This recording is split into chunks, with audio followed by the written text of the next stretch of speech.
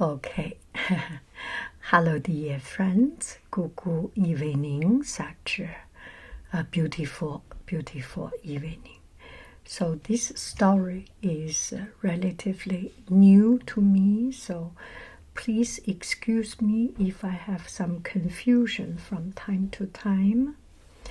So in Greek mythology, there are gods and heroes. What are heroes? Over time, the names of some human, so they are human. Some humans became almost as well known as those of gods. They were the mythical heroes who had achieved incredible feats through extraordinary skills, braveries, strengths, cunning, and effort. So it's not only about the gods, the Olympians, the Titans. Heroes are mortal people, or we say human, that are real people, that they achieved so much, they worked so hard, they reached to this level of hero to be remembered by us, by the people that living now. So these are the stories of men and women journeying to astonishing places, defeating evil monsters, and saving innocent lives, and doing great deeds. So these are heroes. So we have seen a lot of cartoons and animations and comics. Those are the heroes. It's ordinary people, but extraordinary people. Sometimes we say hero does not always wear caps. Maybe you and I, we can all be hero, and doing some good things, good deeds, with efforts, with tenacity, telling a story one day at a time, one story at a time, day after day. This is achieving something. This is kind of heroic, don't you think so, yanghaiying? Anyway, so this one is Cadmus builds Thebes. Thebes, Siva. In Greek, it pronounces Siva, Thebes. I will pronounce it Thebes. It feels more close to my eyes this way. Cadmus was a mortal man from Phoenicia, a kingdom that lay far east of Greece, very far in the east of Greece. When he was a young man, his sister Europa was kidnapped by Zeus.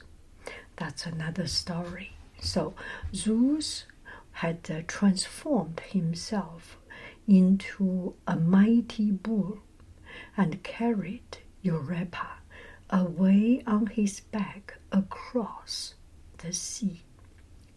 As her brother Cadmus, it was Cadmus his responsibility to rescue his sister Europa, even if she was kidnapped by a god.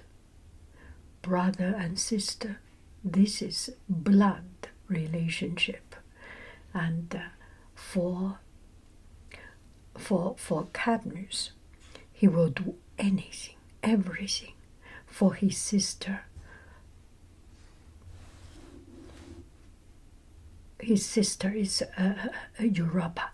For Cadmus, he would do anything, everything for Europa. Europa. You can associate with Europe, right? Cadmus and his crew spent many weeks journeying to Greece because they are in the east part. It's something Phoenician. It's something like east of Greece. 左西右东 east of Greece. Let me check dictionary.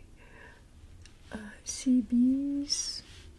I will check dictionary. CBs. Oh no, not CBs. Phoenician. It's an ancient Phoenicia. Phoenicia is a territory or an ancient Semitic group of people who live in the Phoenician city-states along the coast strip of the eastern Mediterranean, modern Lebanon. Yes.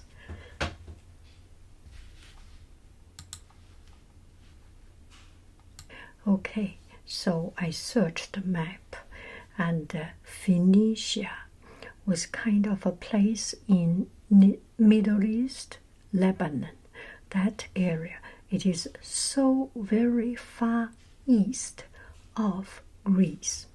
So Cadmus and his crew spent many weeks journeying through Greece, and when they arrived, they made their way to the city of Delphi. Cadmus was because his city is in the east, so they walk towards the west and arrived Greece, and they first arrived the city of Delphi. I have been there. City of Delphi, it's a magical place. It's a very, very magical place. And love this place. Yes. And they made their way to the city of Delphi. They arrived the famous priestess of Apollo, the Pythia, who could answer. There lived famous priestess of Apollo, Pythia, who could answer questions about the future. So they arrived at Delphi, the city of Delphi, and they met one priestess. Priestess is the person, the lady who take care of the temple, who walk in the temple, who care about the temple, manager, cleaning, and do all these things. Yes. And Pythia has a special ability, and she can tell future. Cadmus had heard of the Pythia's power, and he went to ask her for guidance. So a lot of time you do not see the god directly. You usually go to the person in charge or the connecting person. So Cadmus asked Pythia, what is happening, what is going to happen? Please, Pythia, Cadmus asked, will you help me finding my sister? I lost my sister, and my sister was kidnapped by Zeus, and I want to get her back. Give up your search for her. Oh, that is so harsh. The Pythia advised. Instead, follow the cow that has a half moon marking on its body. So you do not need to look for your sister. You look for a cow. Cow. You look for a cow, and this cow has a half moon, a moon shape, a half moon shape on his body as a marking. Surprised, but trusting the Pythia, Cadmus and his men set off into the fields around Delphi. Sure enough, they soon spotted a cow with a half-moon mark and followed it across the hill. Finally, it slumped down, exhausted. So the cow was exhausted. I can kind of understand. We went to Greece about 2 years ago in summertime because I'm a teacher, so summer vacation I have time. I travel in summer. It was extremely hot. Delphi is very, very, very hot, and it's very understandable that you get exhausted, you slump down, and we went there. We can live in a hotel that has air conditioning. Imagining there's no air conditioning and just hills without tall trees, because it's really dry, that area, and it is quite exhausting. I can understand it. Cadmus decided to sacrifice the cow to the goddess Athena because it was exhausted and just fell down on the ground. He sent some men to fetch water for the ceremony.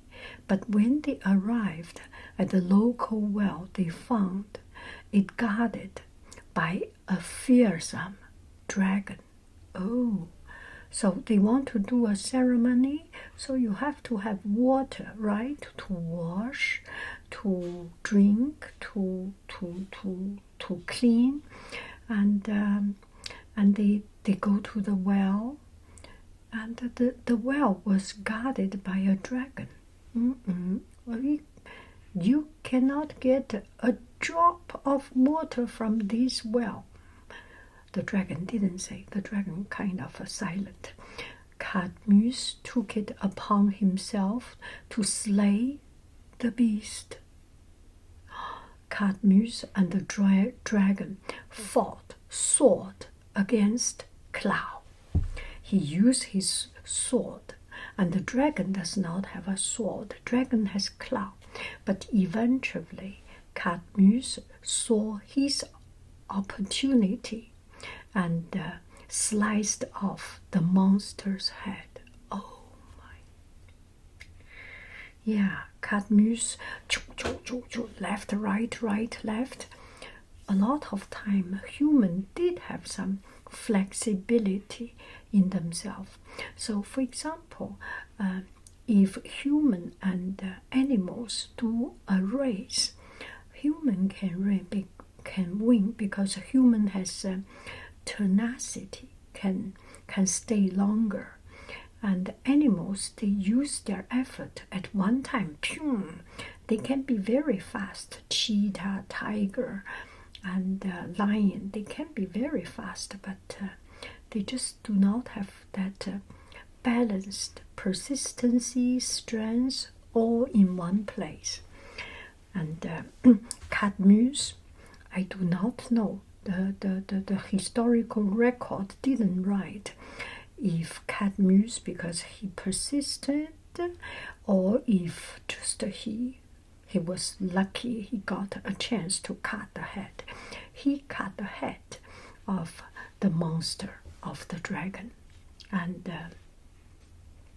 so he won the game. He collected the water and returned to his men.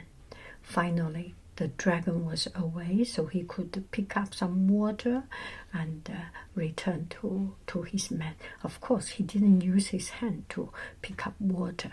Greek, if you go to Greek museum, if you go to any museum of ancient civilization, there are a lot of water containers and vase, clay vase. So he used one of those stuff and get some water.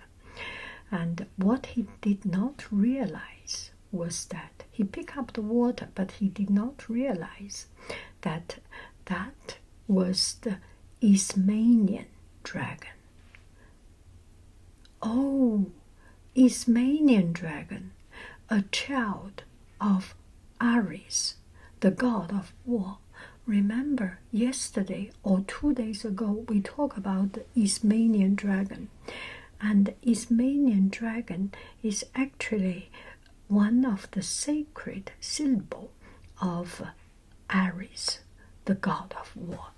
So Ares was angry and upset. That was his most sacred and cherished stuff animal, right? So Ares, of course, he was very angry and upset, desperate for the god's forgiveness.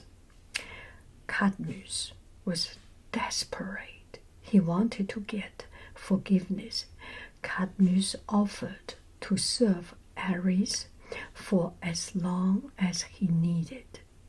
For 8, 1, 2, 3, 4, 5, 7, 8.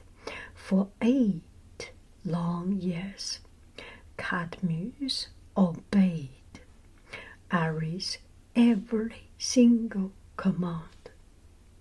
You want me go east, I go east. You want me go west, I do not go east. You want me stand up, I do not sit down. You want me lie down, I do not even sit down.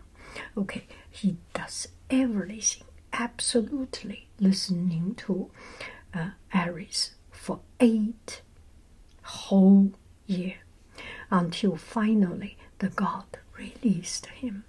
So Ares was using him to his full advantage, and for 8 years, okay, boom, bang, I let you go. Yeah, you have done enough for me. Okay, Athena, however, had not forgotten Cadmus' sacrifice. Oh, she did not forget. She decided to help him build a city where the cow had died. Cadmus never found his sister Europa, but he did establish the great city of Thebes. So who made the Thebes? Who made the city? Is Cadmus, but it's not by himself. He got the spiritual assistance, help, and support from a very powerful goddess, the goddess of war and wisdom, Athena. Athena did not forget his sacrifice, Cadmus' sacrifice. That is redemption. Now, let's take a look at the city of Thebes. You can search online to see the city of Thebes in Greece. Let me check it out. Thebes, Greece. Oh my. And did we go there? Thebes. I do not think I have been there. I went to Poseidon's temple of Aphia. That one I didn't go. I didn't go to Thebes, I think. I didn't go there. But it's kind of in the middle of Greece. It's kind of in the middle. Temple of Apollo, not too far away from Temple of Apollo. And Temple of Poseidon. Yes, we went there. Temple of Apollo. Ionian. Okay, go to search on the map. You can find Thebes, quite interesting, and also you can find Phoenicia, Lebanon. You can see the distance. So ancient people, they have walked quite long distance. Thebes is the city in Boeotia, central Greece, and is one of the oldest continuously inhabited city in the world. It's the largest city. I forgot if we have been there. Maybe it's my family did the map. We went to Mykonos, that is for sure. It's quite a nightlife town. Anyway, that's the story of Cadmus builds Thebes with the help of Athena, the godly hand. Bye bye, friends. I love you. I really do. Do.